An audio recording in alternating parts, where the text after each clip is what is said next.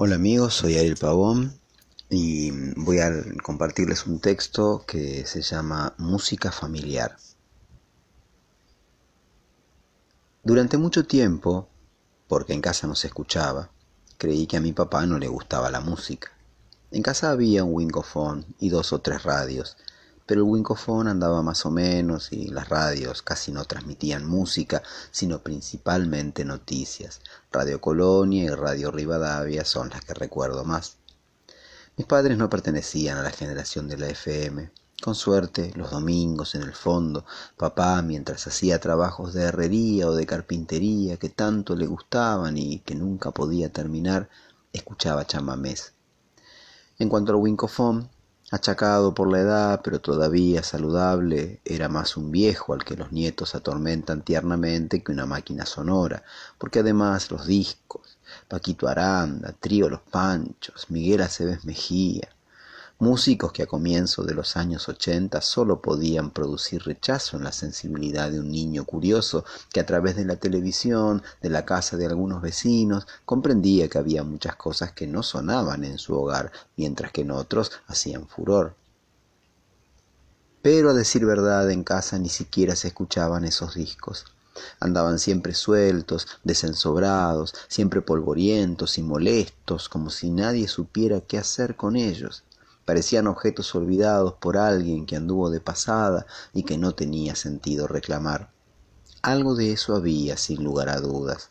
Nunca vi a papá comprar un disco para él, y el hecho de que entre esas músicas imposibles, mezcla de herencia pueblerina y pop televisivo, aparecieran John Coltrane, Genesis, ABBA, Jesucristo Superstar, en fin, ese tipo de sorpresas, era prueba suficiente de que había habido un tiempo diferente, una época enterrada en el pasado, más excéntrica, más colorida, que había terminado a mi arribo a este mundo. Ahora papá, que ni compraba discos ni tocaba los que había, escuchaba música del litoral, de alguna emisora de barrio, como si se tratara del canto de los pájaros. Aquello era para mí la landa misma de la desidia estética. Me veía obligado a frecuentar los gustos de los vecinos, que con sus combinados poderosos llenaban las mañanas de los sábados de Julio Iglesias, de Diango, de Roberto Carlos, y las tardes y las noches de fiesta de cuartetos y quintetos, siempre imperiales. Durante mucho tiempo me empeñé en asumir que a papá no le gustaba la música, que no le daba importancia, que no podía servirse de ella para ajustar tornillos, soldar fierros o revocar una pared, sino apenas como un bajo continuo al que nadie atiende mucho. Desde que yo tuve conciencia del paso del tiempo, vi cómo papá se iba alejando de muchos placeres, como el de la lectura, como el del fútbol que ya no jugaba, como el de la música. Música había, aquí y allá, y diarios se leían y se escuchaba fútbol. Lo que se había lavado era el goce, reemplazado cada vez más por una gravedad triste y reconcentrada. Éramos sus hijos quienes de algún modo lo habíamos ido separando del mundo. Cuando papá decía que desde mi nacimiento su vida había terminado, no lo decía con rencor, sino como quien ve en eso la consecuencia dolorosa pero natural de haber soltado en el mundo unos trocitos de sí mismo que harían su vida olvidando, porque la vida es así, de donde se habían desprendido. Muchos años después, cuando la única enfermedad que tuvo, la única que pudo permitirse, como les ocurre a los trabajadores, se lo llevaba, repitió, con vaga esperanza, y de este modo eso mismo. Dejo en el mundo unos cachitos de mí. Había pasado el tiempo y sus hijos habíamos crecido.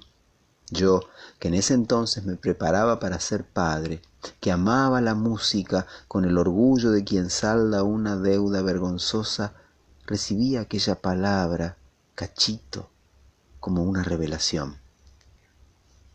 Vi de repente a papá con mis hermanos en brazos, meciéndolos al ritmo de una danza propia mientras cantaba, cachito mío, Lo escuché hablando de Nat King Cole, lo vi frente al espejo mientras se afeitaba, cantando y bailando, trotamundo, haciendo gestos femeninos y ampulosos a lo Rafael, repitiendo como un mantra: más dicha que dolor hay en el mundo. Lo vi pidiendo que se le rascara la espalda, canturreando como Pepe Iglesias. Empezaron a volver en tropel como una murga bailarina, pedacitos de Leo Dan, Donald, Palito Ortega, Nicky Jones, la galaxia entera de estrellas chiquititas del Club del Clan. Ese hombre que estaba terminando, tal vez demasiado pronto, no se despedía en mí como el obrero taciturno y cansado que no escuchaba música y se había olvidado de sí mismo hacía demasiado tiempo, sino como el joven lleno de vitalidad que llegué a conocer en mis primeros años.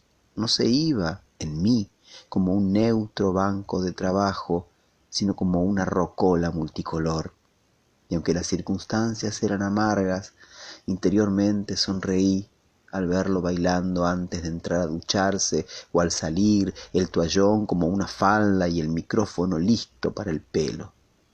La memoria nos lleva y nos trae, pensé en ese momento, para ayudarnos a tejer, como en un uso que va y viene, un telar cuyos colores y formas podemos disponer a voluntad, para hacer, con el motivo ordinario de una vida cualquiera, una obra extraordinaria.